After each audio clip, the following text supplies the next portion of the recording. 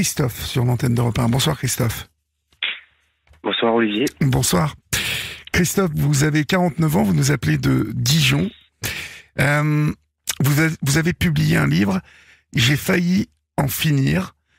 Vous l'avez écrit avec Anna-Véronique Elbaz aux éditions de l'Archipel. Alors, J'ai failli en finir. Le titre donne un indice fort de la volonté qui était la vôtre à un moment de votre vie, mais cette volonté, elle intervient dans le cadre d'un travail dont on parle souvent ici sur cette antenne, à la libre antenne, et puis souvent à Europe 1, puisque nous évoquons souvent la difficulté de l'environnement et les conditions de travail dans lesquelles les policiers évoluent. Vous êtes toujours en poste aujourd'hui, hein, Christophe ? Oui, toujours, oui. Vous êtes donc soumis ce soir, je le précise pour nos auditeurs et nos auditrices, à un devoir de réserve, c'est-à-dire que voilà, vous ne répondrez pas à certaines questions qui peuvent être trop liées à la politique ou à l'actualité. Mais ce soir, je vous rassure, nous allons évoquer votre histoire et surtout pouvoir, grâce à vous, parce qu'on en parle souvent, je le redis, évoquer le contexte dans lequel vous, policiers, vous évoluez aujourd'hui. Vous intégrez la police à quel âge, Christophe ? C'était un rêve ? Ah ouais, c'est un rêve d'enfant. Depuis tout petit, je rêvais d'être policier. Je suis passé par plusieurs étapes, plusieurs autres envies de métier. Et en fait, à chaque fois, c'est le métier de policier qui revenait. Et quand ça a été l'heure du choix, j'ai passé le concours, j'ai réussi le concours.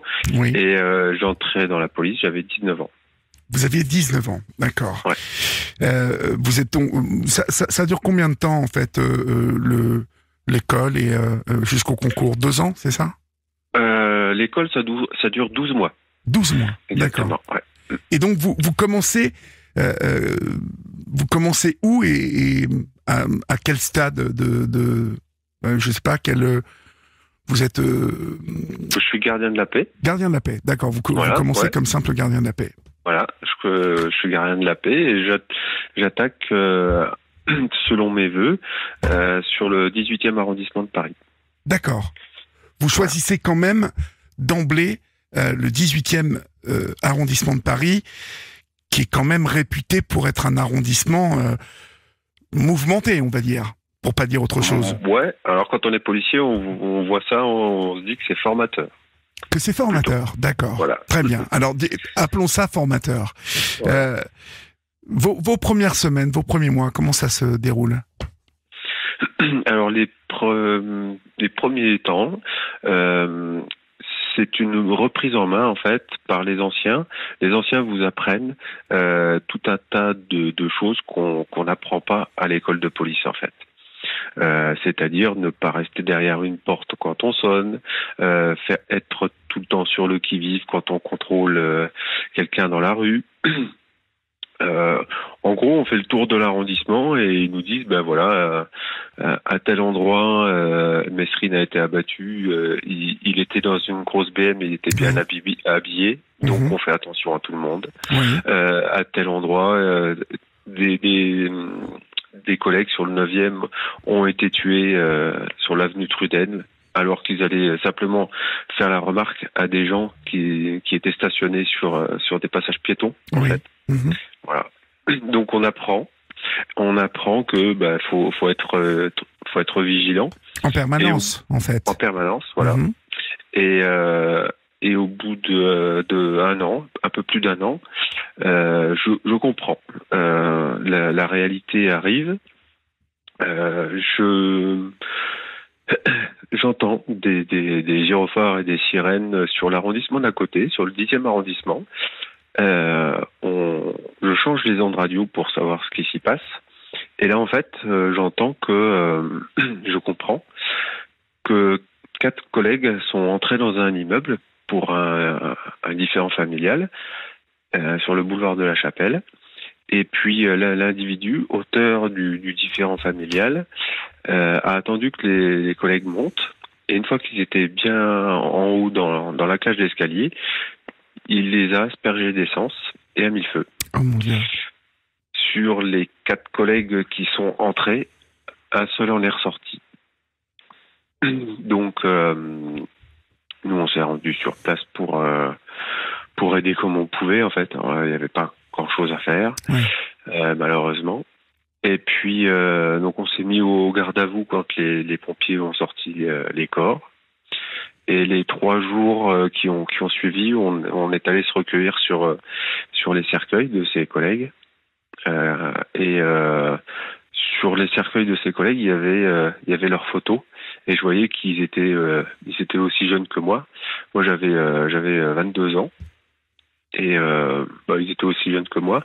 Et en fait, si ce soir-là, si l'individu auteur de ce meurtre avait habité de l'autre côté du boulevard de la Chapelle, c'était les collègues du 18 qui seraient intervenus. Ça aurait été moi, en fait. Donc, à cet instant,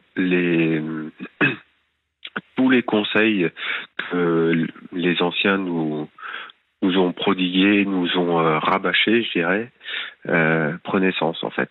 À cet instant-là, voilà. Vous évoquez un événement qui intervient très tôt dans votre carrière et qui vous montre finalement que tout ce que l'on vous a montré au tout début, Messrine, l'avenue Truden, où des collègues à vous ont été assassinés, tout ça est une réalité qui est la réalité. Très proche de la vôtre, finalement. Ouais. Est-ce qu'on a conscience quand on prépare l'école de police? Alors, vous la préparez en 94, hein, Ouais, c'est ça. J'ai envie de vous dire que nous sommes aujourd'hui en 2024 et que j'habite le 18e, hein, et que mon sentiment, j'y habite depuis 35 ans maintenant. Okay. Et mon sentiment est que la violence a pris une ampleur phénoménale par rapport à 94. C'est-à-dire que je considère qu'aujourd'hui, si vous voulez, vous pouvez être violenté par des gamins de 13 ans, 14 ans. Et puis peut-être que ces jeux vidéo, ces réseaux sociaux, je ne sais pas, le mélange de tout cet incivisme qui a gagné cette jeunesse, hein, c'est très jeune, a augmenté le non-respect de la vie. Alors vous, déjà en 94, vous étiez déjà les pestiférés de tous ces gens qui ne respectent pas la loi, hein, qui voyez, qui sont souvent hors la loi et qui ne respectent pas les règles. En 30 ans, les choses ont considérablement évolué. Et vous le savez, puisque vous êtes encore en poste aujourd'hui. Mais déjà en 94, vous évoquez des faits très violents. Ouais. Oui, parce que c'est le premier. C'est le premier d'une longue liste. D'une longue liste. On vous écoutera encore là-dessus tout à l'heure. Mais voilà, ma question, est-ce que quand on a 19 ans, qu'on fait l'école de police, est-ce qu'on a vraiment et réellement conscience que on va faire un métier où on va côtoyer la violence en permanence et où on va, tous les matins, quand on va se lever, risquer sa vie pour nous, les citoyens, hein. Alors, on a conscience qu'on peut risquer notre vie, mais on prend pas la mesure de ce que c'est réellement, en fait. On prend conscience qu'on va risquer notre vie, donc on fait attention à comment on intervient, on apprend à intervenir, on apprend à tirer, on apprend tout un tas de choses, mais c'est très abstrait, en fait. On n'arrive pas à nous reproduire le stress qu'on va avoir, et on nous projette pas psychologiquement, on nous prépare à rien. On n'arrive pas à vous confronter réellement à l'impact de ce que vous pouvez vivre en termes de stress causé par des comportements violents, en fait. Ouais, c'est ça. Ouais, et en même temps, on l'entend parce que à l'école, comment recréer ces conditions à part pendant les entraînements, je suppose, de tir, quand on voit parfois dans les séries ou dans les films que vous vous entraînez dans des maisons préfabriquées où vous remettez en situation des prises d'otages ou vous voyez, mais c'est vrai que avant vous semblez ne pas avoir conscience de ça. Christophe a commencé à nous expliquer comment il était rentré dans la police. Alors, nous en étions à parler de cette peur, en tout cas cette violence que vous allez affronter très rapidement, Christophe, et avec finalement cette impossibilité d'avoir totalement conscience lorsqu'on est à l'école, lorsque on prépare justement, on se prépare à intégrer la police, de ne pas obligatoirement avoir évalué le taux élevé de violence à laquelle on va être confronté. Alors justement, ma question avant que l'info arrive, elle portait sur la vocation. Il faut vraiment avoir la vocation pour devenir policier. Et de quoi elle est faite cette vocation? Est-ce que c'est l'envie de protéger les plus faibles? Est-ce que c'est l'envie de faire régner la loi? Est-ce que c'est l'envie justement d'arrêter les méchants? Elle est composée de quoi, cette vocation? En tout cas pour vous. Ouais, pour ma part, c'est l'envie d'aider l'autre, oui. L'envie d'aider les gens. Je dirais pas forcément les plus faibles, hein, mais voilà, l'envie d'aider les gens et l'envie d'arrêter les méchants aussi. Mm-hmm. Lorsque j'évoque les plus faibles, entendez que dans une situation de violence vécue, le faible, c'est la victime, en fait. Voilà, c'est ce mot-là que j'ai emprunté, mais ça n'est peut-être pas le meilleur mot qui convient, mais c'est vrai que souvent on a affaire à des victimes lorsqu'elles ont été agressées qui sont en situation d'extrême fragilité. Donc vous intégrez le commissariat du 18e, il y a ces collègues qui meurent aspergés par un forcené, un fou. C'était quoi un déséquilibré, ouais. Un déséquilibré, d'accord. Ouais. Ça a changé quelque chose dans votre manière d'appréhender votre métier à partir de cet événement-là? Ouais, parce qu'en fait, à chaque fois que j'entre quelque part, je regarde partout et je scanne partout en fait pour voir si tout est ok et si on peut entrer en fait. Parce que vous rejoignez la BAC d'emblée pratiquement. Ouais, 2 ans après être arrivé sur le 18, ouais. Bon, moi, la BAC du 18e, comme j'habite ce quartier, je les croise. Ils sont plantés, les gars de la BAC. Enfin, vous sentez que ça rigole pas, quoi. On sent qu'ils sont sous tension permanente, en fait. Oui, c'est ça. En fait, c'est aussi à ça où on n'est pas prêt à l'école. C'est que c'est pas seulement quand on est en intervention qu'on est sous tension, c'est en permanence.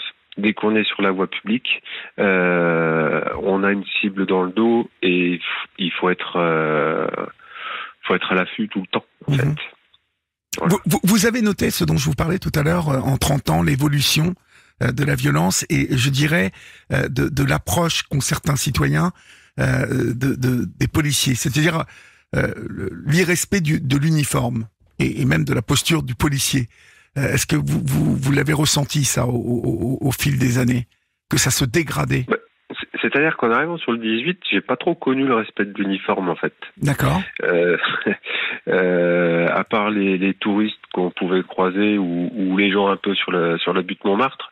Mais sinon, quand on allait au quartier de la Goutte d'Or, voilà, et c'était principalement là qu'on était. Oui. Il n'y avait pas beaucoup de respect de l'uniforme, au contraire, en fait. Oui, je vous parlais d'irrespect. Ah oui, d'irrespect, oui, je ne vous parlais pas de respect, je vous parlais d'irrespect. Il a évolué en 30 ans, cet irrespect. Ouais. C'est pas fatigant, ça? Vous voyez ce que je veux dire? Tous les jours, d'avoir des gamins qui vous parlent mal, qui vous insultent, parce que ça doit faire partie aussi de la fatigue que vous encaissez. Ouais, ça fait partie de l'usure du quotidien, en fait. Ça fait partie, ouais. Bon. On n'a pas de moment de répit. Pas de moment de répit. D'où, je pense aussi, le sentiment de devoir compter les uns sur les autres et d'avoir cet esprit de corps quand vous êtes en équipe. Ouais, clairement. J'ai expliqué en fait que quand on intègre une brigade anticriminalité, qui plus est celle du 18,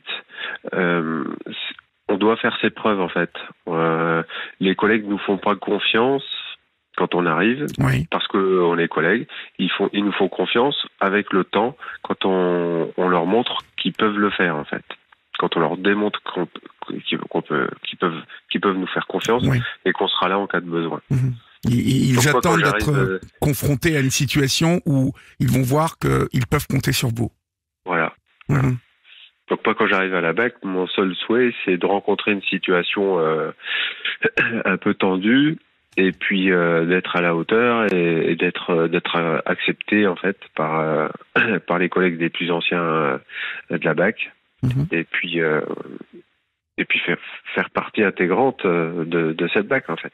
Alors vous êtes dans le 18e, je l'ai dit, un grand arrondissement de Paris, mais où il y a quand même, vous avez évoqué la butte Montmartre où j'habite, qui est relativement calme, mais il faut quand même faire attention aujourd'hui parce que c'est, comme vous l'avez dit, un endroit où il y a beaucoup de touristes et puis c'est devenu au fil des années un quartier un peu chic finalement, où il y a beaucoup de gens connus qui habitent, d'acteurs, de chanteurs, d'écrivains, de sportifs de haut niveau aussi. Donc bien évidemment ça attire la délinquance. Donc aujourd'hui on voit les policiers partout et on les voit beaucoup sur la butte de Montmartre. Vous dites que vous êtes tout de suite plongé dans un monde de violence qui va du vol du sac à main, de la petite mamie, au viol, à la menace d'une arme. Vous êtes en prise avec des braquages, des voleurs de voitures, tout ce qu'on peut imaginer finalement de la délinquance. Très vite, vous y êtes confronté dans le 18e. Moi, clairement, tout ce qu'on peut imaginer, et même ce qui semble inimaginable et irréalisable, ça se réalise en fait. J'ai une anecdote, c'est on est au commissariat de la rue de Clignancourt et on a une personne qui se présente au poste.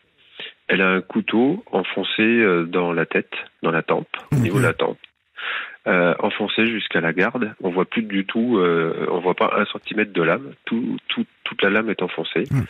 Et ce monsieur, donc on l'entre, on le fait asseoir et il nous explique que dans un bar d'une rue juste au-dessus, il y a eu un vol à main armée qui a mal tourné en fait.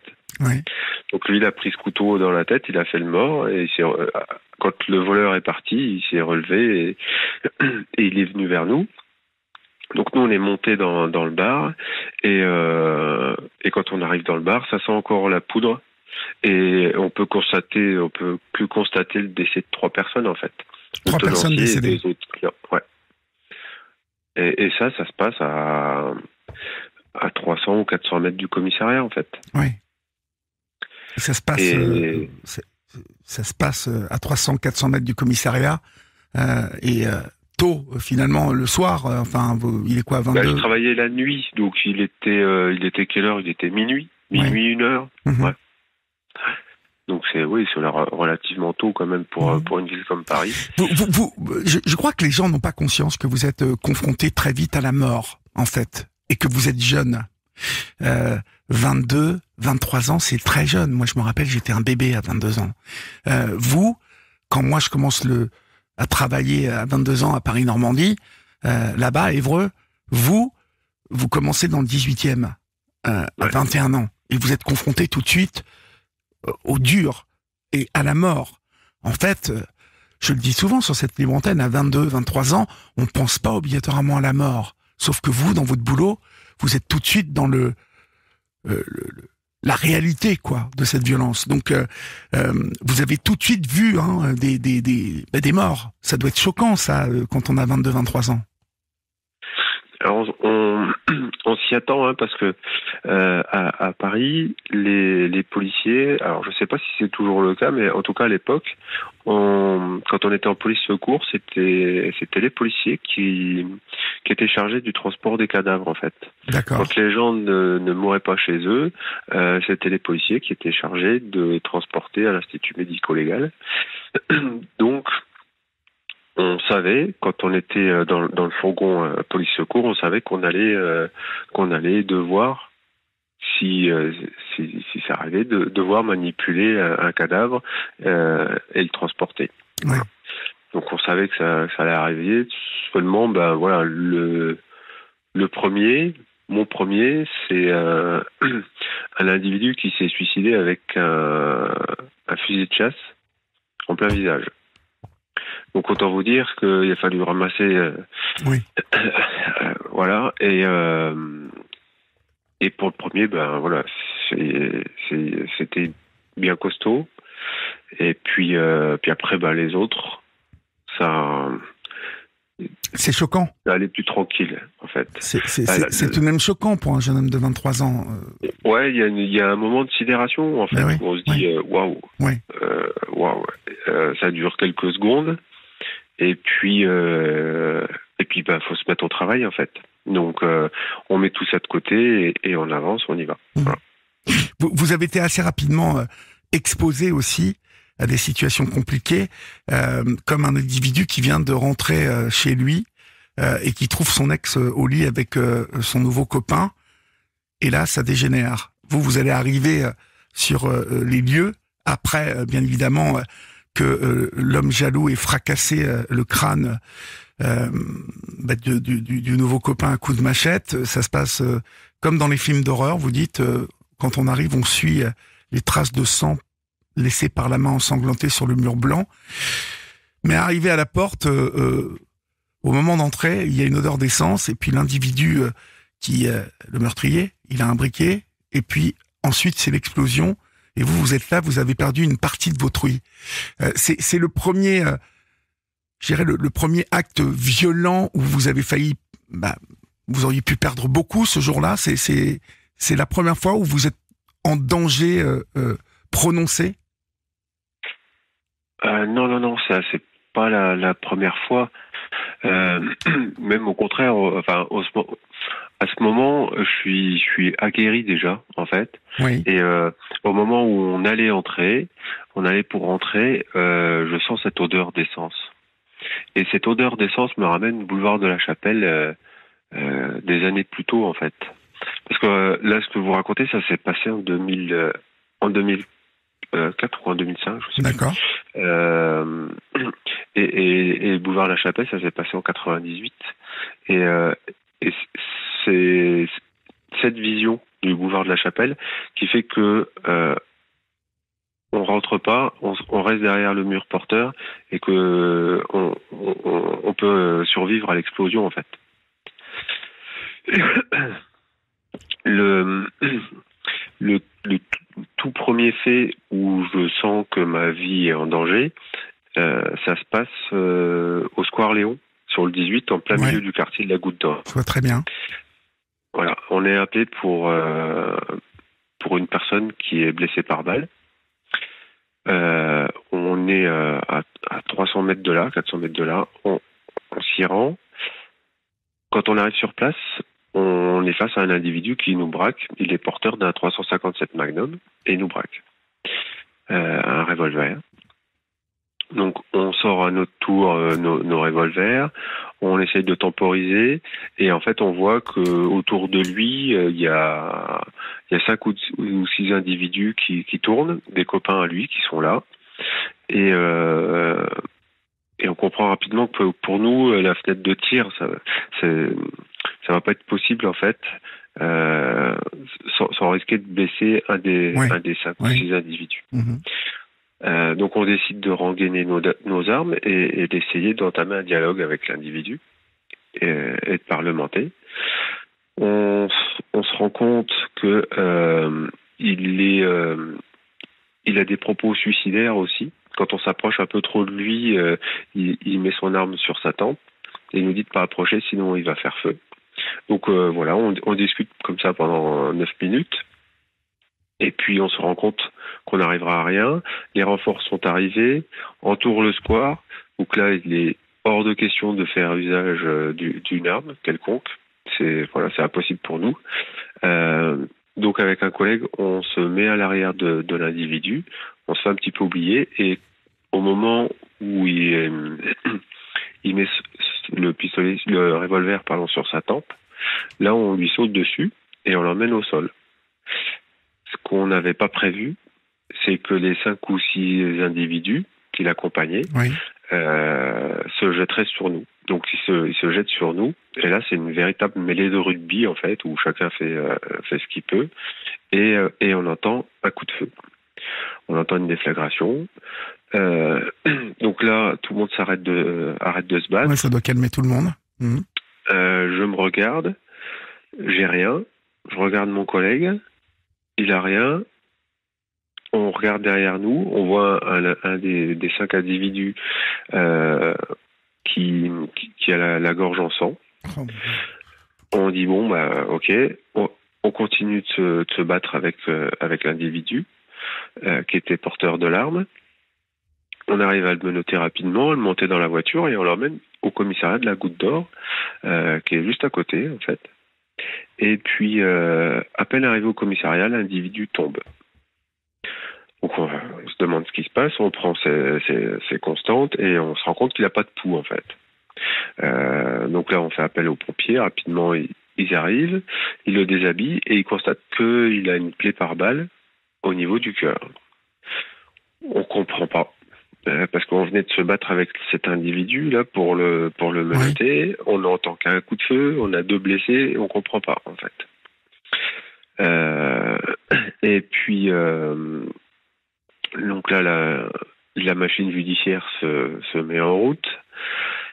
L'officier de police judiciaire de la Goutte d'Or là, nous indique qu'il va devoir nous mettre en garde à vue, etc. Et puis, heureusement, un commandant de la voie publique était là et il a dit que il n'a pas à nous mettre en garde à vue, que nous, on allait coopérer, qu'on allait rester là. Et donc, c'est ce qu'on a fait. Donc, on a été désarmés pour pouvoir faire des comparaisons balistiques. On a eu des empreintes canoniques sur les mains pour voir si on avait de la poudre dessus, savoir si on avait tiré, etc. Et puis, on a été auditionnés, entendus sur les faits. À plusieurs reprises. Et pendant ce temps, l'autopsie de l'individu s'est faite.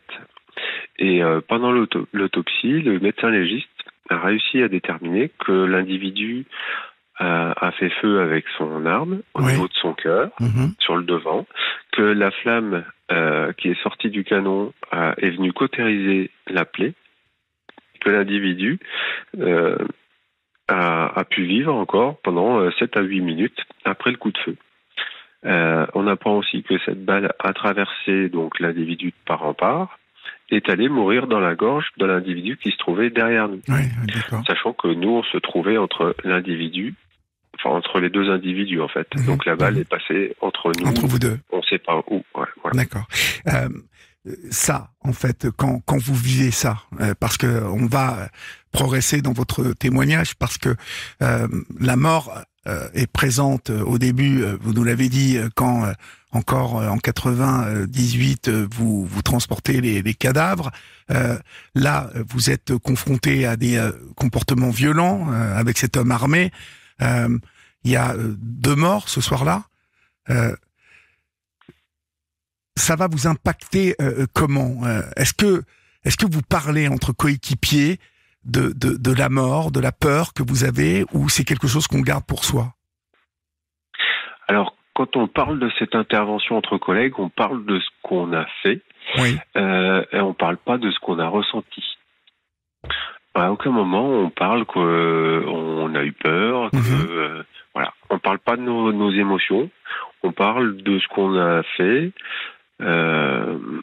et il n'y a pas beaucoup de place à la parole parce que, je sais pas si vous vous souvenez, mais après, il y a eu plus de 70 véhicules qui ont été brûlés dans le quartier. Le quartier était à feu à sang, en fait. Donc, donc on n'a pas vraiment eu le temps de récupérer, de discuter, de digérer ça, en fait. Il a fallu y retourner, quoi. D'accord.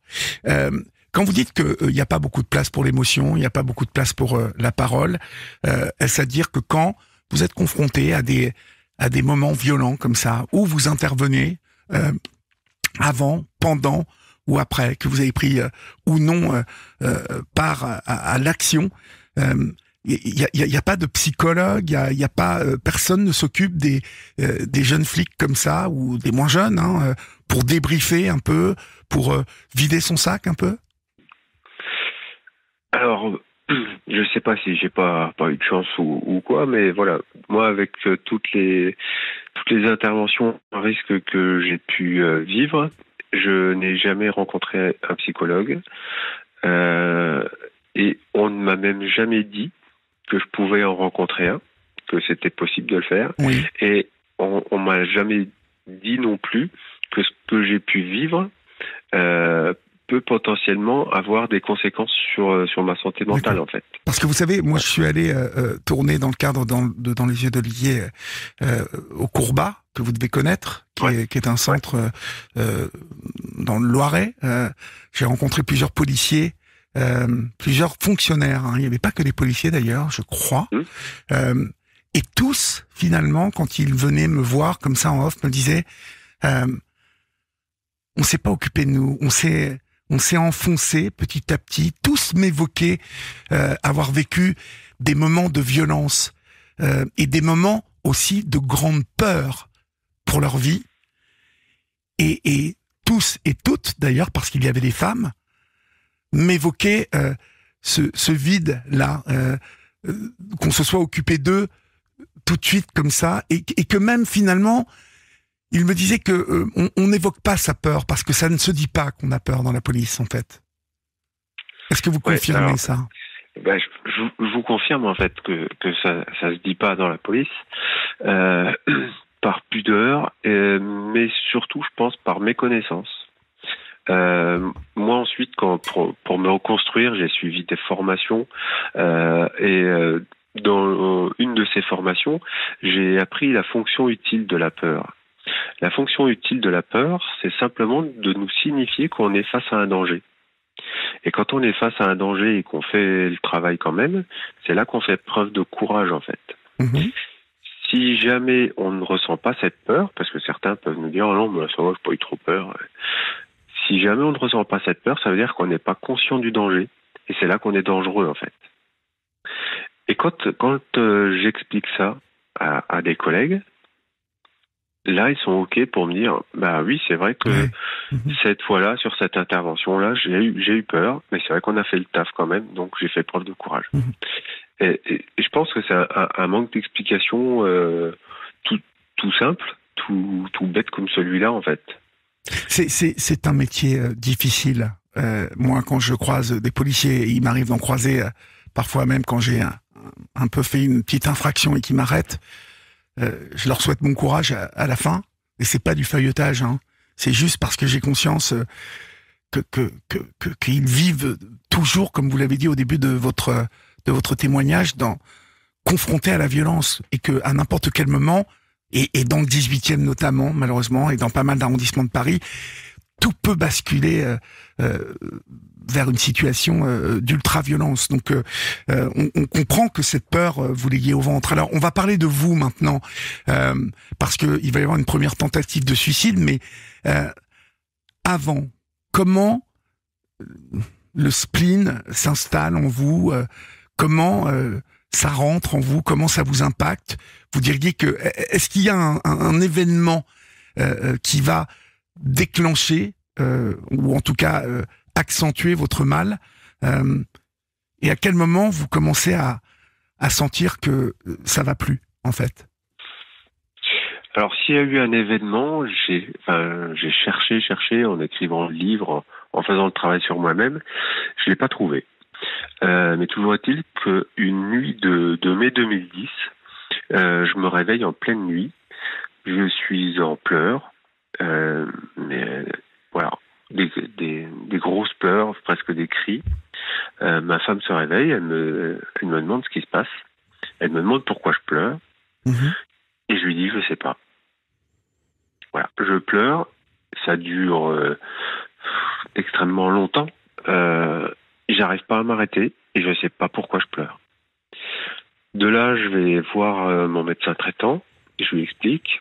Il me pose quelques questions et il pose son diagnostic en me disant vous êtes en dépression sévère. D'accord. Ok. Donc là, je commence à travailler avec les psychiatres, psychologues. On cherche sur toutes les différentes facettes de ma vie, en fait. Voilà, ça peut être côté familial, est-ce que ça va bien avec madame, est-ce que ça va bien avec les enfants, ça peut être avec vos parents, comment ça se passe avec les parents, on creuse aussi de ce côté-là. On parle bien évidemment du travail, mais quand on parle du travail, on parle pas des interventions. Ils sont loin de se douter de tout ce que j'ai vécu. Et moi, je suis loin de me douter que ce que j'ai vécu, qui est simplement mon travail, a eu un impact sur moi, en fait. Je suis loin de me douter de ça. Oui. Donc, je leur en parle pas spontanément. Et eux ne me posent pas la question. Du coup, quand on aborde le travail, c'est quel sens vous donnez à votre travail, quelle relation vous avez avec vos collègues, etc. Donc, voilà, au niveau personnel aussi, je remarque que j'avais levé le pied sur le sport, que je faisais plus beaucoup de sport. Donc, je me remets à faire du sport. Je remets des petites choses en place pour retrouver un peu de goût, un peu de plaisir. Et la dépression, elle s'en va. En fait, elle fait ça pendant plusieurs années. Elle s'en va, elle revient. Oui. Elle s'en va, elle revient. Et à chaque fois qu'elle revient, elle revient un peu plus fort, en fait.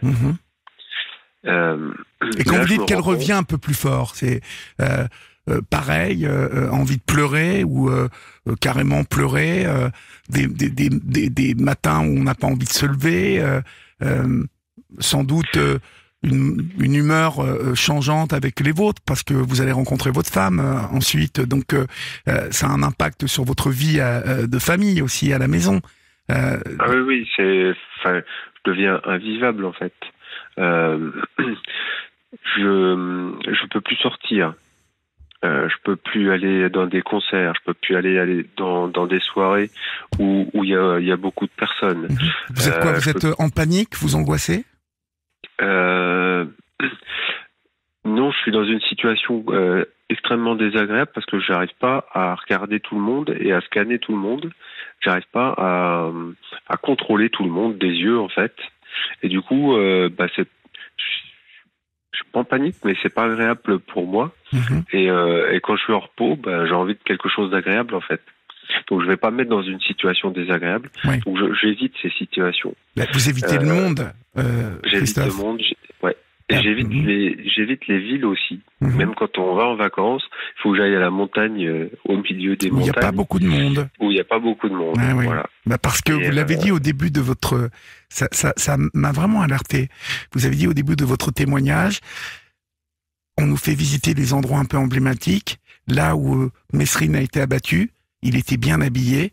Ensuite, l'avenue Truden, où on a 4 collègues qui ont été assassinés. Et on nous apprend à nous méfier des gens qui sont bien habillés comme ceux qui sont moins bien habillés. Et finalement, ça résume un peu l'univers dans lequel vous évoluez, où chaque individu est potentiellement un danger. C'est ça. Ben ouais. C'est ça. Et malheureusement, j'évoquais ces 30 années qui ont passé depuis votre intégration à la police. On imagine que pour les policiers, qu'ils soient jeunes, alors bien évidemment pour les jeunes ça doit être encore plus dur, mais pour tous les policiers que l'on croise, que c'est un métier où si on n'a pas la vocation, comme l'ont certains médecins, comme l'ont des chirurgiens, des infirmières, des éducateurs sociaux, on peut vite flancher. La première tentative de suicide, elle va intervenir quand ? Elle va intervenir en 2015. Quand je prends vraiment conscience que je pourris la vie de ma famille, en fait, de ma femme et de mes enfants. Oui. Vous avez combien d'enfants à cette époque? J'ai 2 enfants. Mhm. J'ai 2 enfants.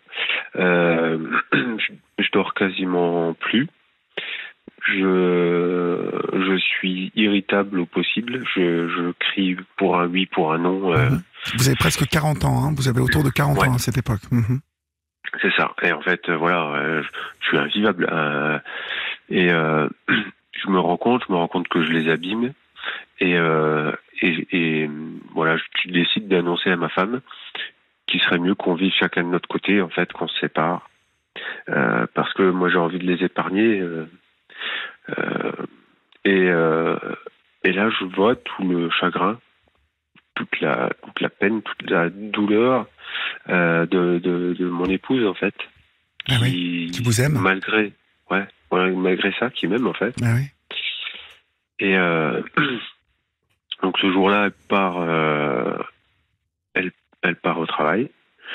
Les enfants partent à l'école et moi, je suis au repos. Et puis, voilà, j'avais des médicaments qui étaient là, qui traînaient. J'avais une bouteille d'alcool fort, et puis un verre, et puis un autre, etc. Et je commençais à être un peu dans un état un peu, je pense vraiment pas top. Et un échange de SMS se fait avec un collègue qui a déjà fait une tentative de suicide et qui se rend compte, en fait, peut-être que mes lettres de SMS n'étaient pas tout à fait dans le bon ordre. Il se rend compte qu'il y a quelque chose qui va pas. Il débarque à la maison et puis il voit dans l'état que je suis, il voit ce que je viens de faire. Il appelle ma femme et ma femme appelle les pompiers. Les pompiers viennent et me transportent à l'hôpital. Je reste une nuit en observation. Et le lendemain matin, je ressors, en fait. Je leur dis que... Ça va mieux. Voilà, ça va mieux. Tout ce qu'ils avaient besoin d'entendre, je leur dis. Et je ressors dès le lendemain. Et derrière, personne ne vous prend en main, personne...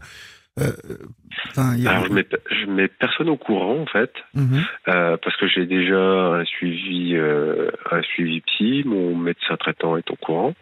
Et j'ai pas envie de mettre mon administration, ma hiérarchie au courant, parce que j'avais peur d'être désarmé à ce moment-là, en fait. Mhm. Parce que pour moi, être désarmé, c'est changer de fonction, c'est changer de brigade, c'est plus la BAC, en fait. Donc à ce moment-là, moi, j'ai pas envie de plus être à la BAC. Oui, c'est comme perdre Donc, sa famille, hein, quitter la BAC. C'est ça. Donc moi, je dis rien. Et je veux rester Erreur. avec mes collègues. Erreur, vous le savez aujourd'hui, avec du recul. Avec du recul, oui, je sais aujourd'hui que oui. C'est reculer pour mieux sauter. C'est ça. Et je prends pas la mesure de mon geste, surtout. Donc je mets en place des petites choses encore. Je fais encore un peu plus de sport. Je fais plus attention à mon humeur.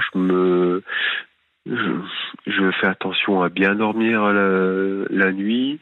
Je repasse 2 jours, en fait. Je travaille plus la nuit, mais je travaille 2 jours. Je fais attention à bien dormir la journée. Enfin, la nuit, pardon.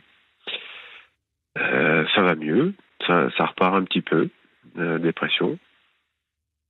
Et puis, il se passe quelques mois, et elle revient. Et tous les symptômes d'hypervigilance, des évitements, les troubles du sommeil, enfin tout revient, en fait. Et je suis de nouveau invivable, mais peut-être encore plus qu'avant. Donc là, en fait, un jour, c'est un dimanche matin, on est en mai 2016, c'est ma femme qui me dit, écoute, là, Christophe, en fait, t'avais raison. Il y en a marre. On peut pas vivre comme ça. On peut pas continuer à vivre comme ça. Donc, je vais partir avec les enfants. Donc là, c'est une souffrance extrême.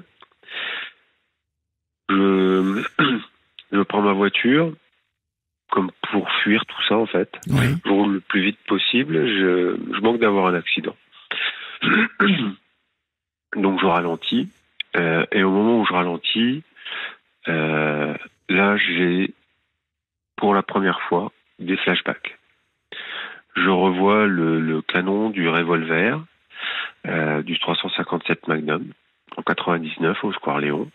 Je revois ce canon, le barillet, les cartouches qui brillent au fond du barillet, je le revois parfaitement. Alors que j'y pensais pas en fait, il n'y a pas de raison qu'il soit là. Et derrière, je revois nombre de cadavres que j'ai pu suivre, des scènes violentes que j'ai pu vivre, et je vois aussi des visages de collègues qui se sont suicidés en fait.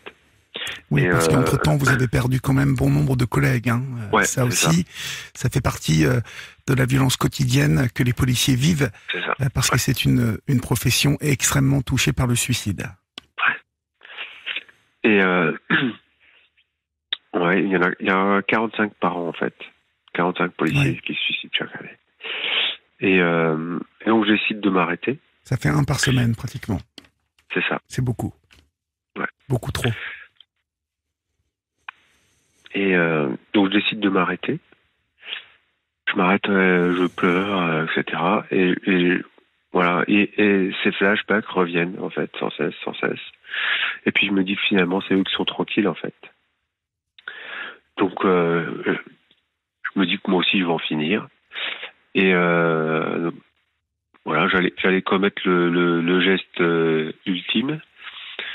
Quand avec votre arme de service, hein, c'est pour ça que vous parlez d'un geste ultime. Ouais. Parce que là, normalement, on se loupe pas. Voilà. Et là, je vois le regard de mon chien dans le rétroviseur intérieur de la voiture. Lui, il est dans le coffre. Je ne sais pas comment il est monté là. Je ne sais pas pourquoi il est là. Et toujours est-il qu'il est là et qu'il me regarde dans le rétro. Je le vois. Et ça fait comme un coup de fouet, en fait, qui me ramène à la vie. Je me vois en train de faire ce que je suis en train de faire, et je me dis, mais qu'est-ce que tu fais là? Qu'est-ce que tu es en train de faire? C'est n'importe quoi. Qu'est-ce que tu es en train de faire? Et puis le chien en fait saute du coffre et me rejoint devant, me fait la fête, me fait des bisous, je lui fais des bisous, et puis voilà, j'étreins le chien, et puis je le regarde et je me dis, mais je suis capable d'aimer mon chien comme ça, je suis capable d'aimer ma femme et d'aimer mes enfants. Il faut que je leur montre en fait. Il faut que je leur montre que je suis capable de ça en fait. Mmh. Donc là, je range mon arme de service. Il est 10h30 du matin. Je rentre chez moi. Je prends ma douche et à 13h, je suis au travail. Et je passe la journée avec mes collègues et personne ne voit rien. Personne ne me demande rien. Donc, c'est là où, c'est ce jour-là où je me suis dit, je crois qu'il y a un vrai problème, en fait. Je crois qu'il y a un vrai problème.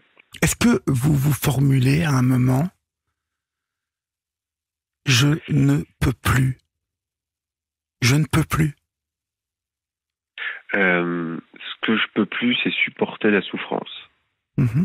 À ce moment-là, ce que je pouvais plus, c'était supporter cette souffrance, faire souffrir les gens en plus. C'est-à-dire que non seulement je souffrais, mais en plus je faisais souffrir les gens que j'aime, en fait. C'était ça que je pouvais plus, en fait. Ça, je pouvais plus. Et je me suis dit qu'il y a forcément d'autres solutions que celle-ci, en fait. Donc j'ai cherché et j'ai trouvé, en fait. Il y a d'autres solutions. Qu'avez-vous trouvé? D'autres solutions. Qu'avez-vous trouvé alors? Il a fallu me reconstruire par étapes. La première étape, c'était de me rendre compte que j'étais pas le seul, en fait. Mmh. J'ai perdu à ce moment-là, j'ai perdu 4 collègues par suicide. Voilà, je m'intéressais pas plus que ça au suicide dans la police. Je savais pas du tout à quelle hauteur c'était, etc. Quand j'ai commencé à me documenter, je me suis rendu compte que c'était énorme. 45 suicides par an, c'est comme vous dites, 1 par semaine. Oui. Et c'est énorme. C'est la deuxième profession où on se suicide le plus en France. Et moi-même, étant policier depuis... j'ai été policier depuis 20 ans, là, même plus de 20 ans, j'étais même pas au courant. J'étais pas informé que le risque premier pour moi de mourir, c'était en service, c'était le suicide, plutôt que sur une intervention à risque, en fait. Donc j'étais même pas au courant que mon propre ennemi, c'était moi, enfin, mon pire ennemi, c'était moi, en fait. Donc j'étais pas au courant de ça. Mais quelque part, ça m'a rassuré, parce que j'étais pas seul. J'étais pas seul avec cette souffrance. Donc après, il a fallu que je comprenne d'où venait cette souffrance. Pourquoi cette souffrance? Donc là, j'ai fait aussi, pareil, beaucoup de recherches. J'ai beaucoup lu, je me suis beaucoup documenté, et j'ai découvert en fait l'existence du stress post-traumatique. Et là, c'était incroyable parce que tous les symptômes que je pouvais avoir, c'est les symptômes du stress post-traumatique. Il n'y en a pas un que j'ai pas, en fait. Il y avait juste les flashbacks et les reviviscences que j'avais pas. Et je les ai eus, heureusement, je pense, que je les ai eus juste avant ma deuxième tentative. Et en fait, de là, j'ai pu voir que des personnes s'en sont sorties de ce stress post-traumatique et peuvent vivre presque normalement après, en fait. Alors, vous êtes parti à la reconquête de votre femme, de vos enfants. Voilà. Mais d'un point de vue plus pratique, pour celles et ceux qui vous écoutent ce soir et qui ne sont pas obligatoirement policiers, mais ont vécu d'autres situations post-traumatiques, qui ont pensé à mettre fin à leur jour, qui n'en pouvaient plus, est-ce que c'est passé par voir plus parler, échanger, dire qu'on souffre, faire du sport, bien évidemment, s'occuper de soi? Mais alors moi j'ai intensifié les rendez-vous chez la psychologue, et en fait ce que j'ai réussi en fait déjà dans un premier temps, c'est régler le curseur pour pouvoir parler avec ma femme, en fait, parce que soit je lui disais rien de ce qui se passait au travail, oui, soit je lui disais tout dans les moindres détails, oui. Et en fait ni l'un ni l'autre ne fonctionnait. Ce que j'ai appris, en fait, c'est que j'avais le droit de rentrer à la maison, d'avoir vécu une situation extraordinaire. Et elle avait le droit de m'engueuler parce que j'avais oublié le pain, en fait. Oui. Moi, ça me semblait totalement décalé par rapport à ce que j'avais vécu. Mais j'avais le droit de lui partager, en fait, que j'ai vécu quelque chose de vraiment affreux aujourd'hui. Et que, voilà. Vous arrêtiez pain, aussi, c'était... quelque part, de la sous-estimer voilà. dans son incapacité à comprendre qu'elle voilà. était tout à fait apte à recevoir de la part de l'homme qu'elle aime. Et surtout, elle était actrice de votre vie. C'était voilà, et c'était un vrai soutien, en fait. Et du coup, de me soutenir, elle était actrice, et ça nous a rapprochés, mais de manière phénoménale. Et ça a été un grand pas, en fait, vers le mieux-être, vers le bonheur qu'on vit aujourd'hui, en fait. Vous ne vous êtes jamais arrêté, alors? De travailler? Oui. Non, jamais. Jamais. Incroyable. Jamais. Alors, j'ai eu une fracture au fémur, j'ai eu une fracture au dorsal, au poignet. Enfin, j'ai eu beaucoup de blessures au service. Oui. Mais des blessures physiques. Mais voilà. Dû à des interventions? Ouais, dû à des interventions. Mais au niveau psychologique, je me suis jamais arrêté, en fait. Ne pensez-vous pas comme ça, Christophe, parce que vous approchez la cinquantaine aujourd'hui.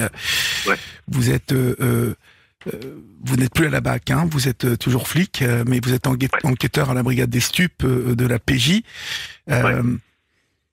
et peut-être donc moins au contact quotidien, je dirais, de la violence. Ce qui n'empêche que même dans le cadre de votre boulot, quand on est enquêteur, on reste pas spécialement que dans son bureau, et on peut être confronté aussi à du lourd, à du violent, et donc encore à nouveau à la mort.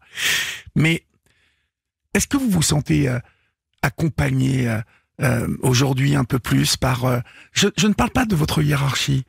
Est-ce que de votre point de vue, ce que vous évoquez, et ce que vivent donc beaucoup de flics, en fait, est-ce que ça ne nécessiterait pas quand même une unité où on peut aller parler, où ou peut-être existe-t-elle, hein, je ne sais pas moi, mais y a-t-il un espace de parole pour ces flics intime, sans obligatoirement que tout le monde soit au courant, mais est-ce qu'il y a quelque chose qui existe? Alors il y a un service, c'est le service de soutien psychologique opérationnel, le SSPO. Donc c'est un service qui regroupe 120 psychologues pour toute la France. Donc c'est 120 psychologues pour 150 000 policiers. Ça fait pas beaucoup. Donc, ça fait pas beaucoup. Bah non. Ces psychologues sont là pour recevoir la parole des policiers. D'accord. Que pour recevoir la parole des policiers ou entre autres? Non, ils sont là que pour les policiers. Que pour les policiers, d'accord. Ouais. Donc ils font partie de la police.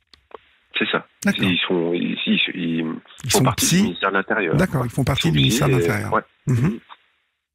Ils ont même, pour certains, un bureau dans le commissariat ou à côté. Enfin voilà, donc ils sont accessibles. Mais le problème, c'est que comme vous dites, 120 pour 150 000, ça fait quand même peu, quoi. Ça fait même pas 1 pour 100 000. Ouais. Donc. Attends, je vous ai dit une connerie. Ça fait pas 1 pour 1000, pardon. Ouais, 1 pour 1000. Mm-hmm. Donc voilà, ça fait pas beaucoup, sachant que on rencontre pas tous des situations extrêmes comme j'ai pu rencontrer, mais voilà, la violence au quotidien, même verbale, elle est là tout le temps en fait. C'est en permanence, et c'est tous les policiers dès que vous êtes en tenue dans la rue. Je vous dis, vous êtes une cible en fait. Les gens vous regardent. Je sais. Et en fait, tout le monde a besoin en fait à un moment ou à un autre d'évacuer ça. Ben, et ce que je propose en fait, c'est comme je vous disais, j'ai eu plusieurs fractures dans le cadre d'intervention. Voilà, quand j'ai eu ma fracture au poignet sur une intervention, j'ai été à l'hôpital. On m'a réduit la fracture, on m'a mis un plâtre. Tous les soins ont été pris en charge par l'administration parce que c'est une blessure en service en fait. Pourquoi? Quand on rencontre des interventions à risque comme ça, pourquoi ça serait pas la même chose avec un psychologue en fait? Parce que la blessure psychologique ne se voit pas, mais c'est une blessure au même titre qu'une fracture au poignet. En fait. Exactement. Et là, en fait, moi, il a fallu que je paye mes séances de psychologue, en fait. Depuis peu, notre mutuelle en rembourse 3 par an. Donc 3 par an, c'est rien. C'est rien. Quand on en a vraiment besoin, c'est pas 3 par semaine, mais pas loin. Mais c'est au moins 3 dans le mois. Donc voilà, je pense que des pistes existent. Moi, pour ma part, j'ai aussi mis dans la boucle des amis, en fait. Parce que quand j'ai dit à mes amis proches, je leur ai dit par quoi je suis passé, la première réaction qu'ils ont eue, tous, c'est de me dire, mais pourquoi tu nous as pas appelé? Oui. Pourquoi tu m'as pas parlé? Voilà. Et moi, j'ai promis maintenant de les appeler si jamais ça n'allait pas, en fait. Je leur ai demandé de me faire cette promesse aussi. Parce que les amis sont là pour les moments festifs, joyeux, quand ça va bien. Mais c'est vrai que parfois, eux n'ont pas été trop bien et ils m'ont appelé, j'étais là pour eux, j'étais content de pouvoir être là pour eux. Et c'est vrai que moi, je les ai pas appelés. Et aujourd'hui, je sais que si jamais un jour ça va moins bien, je les appellerai en fait. Voilà. Il faut parler, il faut parler, échanger, voilà, dans chaque corps de métier. Bien évidemment, on a évoqué ce soir ce métier de policier qui est extrêmement compliqué parfois, où la violence est présente, la mort bien évidemment, mais la violence aussi, c'est aussi celle que vous évoquez qui est plus insidieuse. Ce sont ces regards, ces insultes, cette cible que sont les policiers en permanence, et on n'est pas tout en pierre, et ces policiers peuvent être d'excellents professionnels, mais vivre dans la haine toute la journée, dans la colère ressentie comme ça impacte obligatoirement. Donc on comprend combien cela doit être difficile pour bon nombre d'entre vous. En tout cas, c'était très intéressant de vous écouter, mon cher Christophe. Je rappelle que vous venez de publier ce livre aux éditions de l'Archipel, en collaboration avec Anna-Véronique Elbaz. J'ai failli en finir. Elle est journaliste. Je voudrais juste rajouter... allez-y, je vous en prie. Je voulais juste rajouter en fait que la raison d'être de ce livre, pourquoi je prends la parole aujourd'hui, parce que j'étais en formation à Montréal, qu'à Montréal ils ont réussi à faire un programme qui a fait 80% de suicides en moins dans la police, et que la clé de voûte du programme, c'est le témoignage par les pairs, parce qu'en fait le fait de témoigner libère la parole. C'est le vecteur le plus puissant aujourd'hui pour libérer la parole. Donc c'est dans ce but-là de pouvoir libérer la parole, parler, pour que les gens parlent en fait et que les gens aillent mieux. Voilà. Je me reconnecte à toi et à la réalité du moment en te posant des questions pour invalider mes craintes. C'était le conseil Toltec que j'ai donné tout à l'heure. Mais finalement, il était raccord avec tout ce que vous nous avez raconté. Et là, ce témoignage, parler, évoquer, échanger, ne pas rester dans son coin, ne pas rester seul, dans la peur, dans la colère, parfois et dans la douleur, tout ça s'entremêle. Et pour finir, parfois à ne plus penser qu'à une chose, c'est arrêter de souffrir et mettre fin à ces jours. Merci Christophe, on vous souhaite une longue et belle carrière, et puis vous embrassez votre femme et vos enfants pour nous. Hein ? Ce sera fait. Merci à vous. Merci, au revoir. Au revoir.